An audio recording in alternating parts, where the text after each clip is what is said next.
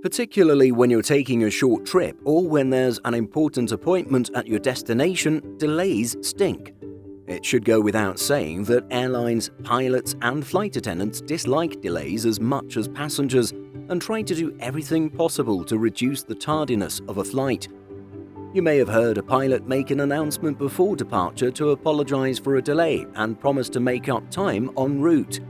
In today's video, we explore how feasible this is and all the factors that contribute to recovering from a delayed departure.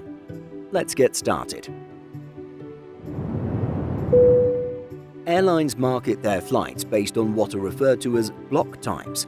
The quote-unquote block covers the expanse of time which begins from the pushback at the origin airport to the parking brake being set at the gate at the destination. Airlines calculate block time by examining historical data and generating average block times based on factors like the time of year, time of day, and the aircraft used. Block times tend to be more generous than the average flight time. As a result, there is a little wiggle room to make up time. There are two places to recover this time within the block time of a delayed flight: taxi and en route. First, let's look at making up time during the taxi process of the service. Limiting the amount of time spent on the ground is the easiest way for pilots to make up for lost time. While the routing in the flight plan has largely determined the time spent flying, taxiing presents an opportunity to erase a delay. Let's say a flight's block time has 30 minutes of taxi time built into it, 15 minutes for departure and arrival respectively.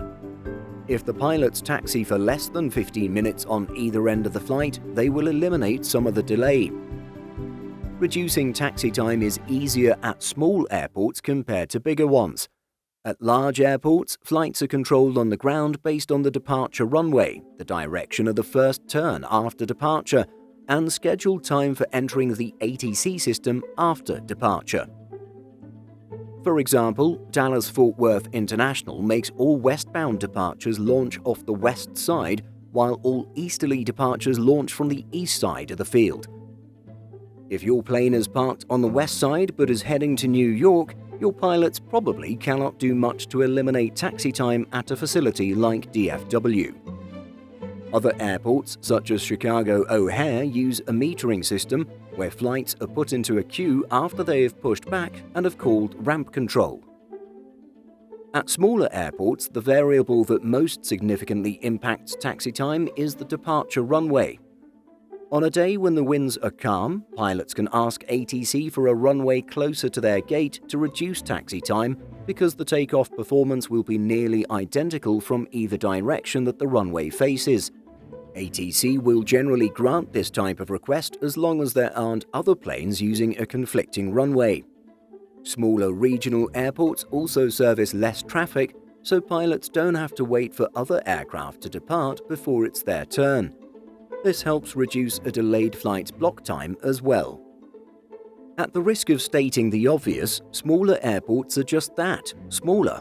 Even if the departure runway is furthest from the gate, it takes less time to taxi there because the taxi route is less lengthy than it would be at a larger airport, as there are fewer planes in the way. Let's move to the airborne portion of the flight process. A delayed flight can be helped or hurt by one element more than anything else: the wind. The strength and direction of the wind on the day of your delayed flight can either further delay it or help it get back on schedule. The block time accounts for the average wind in a flight's direction during a given time of year.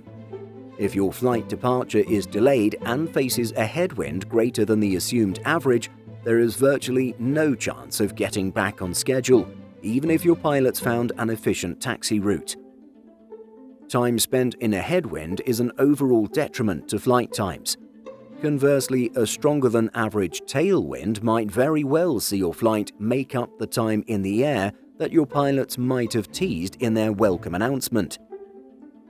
One fun fact we'll insert here: a round trip from New York to London and back, or anywhere for that matter, would take less time in a no-wind scenario than it would in an equal tailwind-headwind scenario.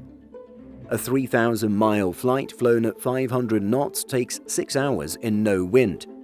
With a 100-knot tailwind, the flight takes 5 hours, and a 100-knot headwind in the opposite direction would balloon the flight time to 7.5 hours. The round trip with no wind, 12 hours. The round trip with a tailwind headwind, 12.5 hours. Interesting, right? One interesting tactic that pilots deploy regularly is asking air traffic control for shortcuts. Spending any amount of time listening to a busy ATC frequency will result in hearing at least one crew inquiring about shortcuts. Eliminating a navigational fix in the en route phase of flight might reduce the distance by a few miles, or a few hundred miles. Shortcuts are more easily granted at night and in less dense traffic areas, such as north of Denver and Salt Lake City in the US. Even without en route shortcuts, asking approach controllers for a landing runway assignment that is closer to the arrival gate really eats away at delays. At big airports like Dallas, Los Angeles, or Amsterdam, pilots can literally shave 15 minutes off the block time by requesting and being given a landing runway assignment on the side of the airport they're parking on. Time spent flying towards the nearest runway is negligible compared to the time saved on a shorter taxi. And lastly, pilots can simply fly faster. This is easily the most thought-of solution by the non-flying public, but it doesn't come close to reducing time like being given shortcuts or taxiing shorter distances. Pilots can only fly so much faster than the flight plan calls for. Why is this? Well, every plane has an overspeed limit, and pilots rarely want to get close to it. Additionally, flying faster burns significantly more fuel, something pilots won't do if fuel is tight to begin with. In reality, flying faster isn't proportional to driving faster, which is what most people draw inferences from. Increasing your speed from 60 miles per hour or 97 kilometers an hour to 70 miles per hour or 113 kilometers an hour over a 200-mile or 322-kilometer road trip reduces your drive from 3 hours and 20 minutes to 2 hours and 52 minutes. Flying is different. Flying at Mach 0.79 instead of Mach 0.77 might save a couple of minutes on a 3-hour flight, but speed at high altitude does not correspond to the speed on the ground we are accustomed to. As a plane descends, airspeed becomes increasingly more significant for the overall time of the flight. But at high altitudes above 28,000 feet, a tailwind is the preeminent delay mitigator. If you didn't think of it already, you, the passenger, have a role to play in all of this as well. Of course, we're talking about the boarding process. Rampers below the wing can do everything in their power to quickly offload and onload bags and cargo, but the passenger boarding process tends to increase ground time more than anything. Finding space in overhead bins is difficult, and requiring 2 people to get up in order to access the window seat takes time. Boarding is challenging, and everyone understands this. As a result, the best thing any one individual can do is quickly identify overhead bin space for their roller bag and get in their seat quickly. Doing this will allow the boarding door to close as soon as possible. After this is done, the parking brake can be released, and it's up to the pilots to chip away at the delay. So, did you know about all these factors that help reduce a delayed departure? And have you been, or do you know anybody that has been that one passenger responsible for causing a delayed departure? Share your thoughts and experiences by leaving a comment. Simple Flying publishes over 150 articles every week. If you're looking for the latest aviation news and insights, visit simpleflying.com.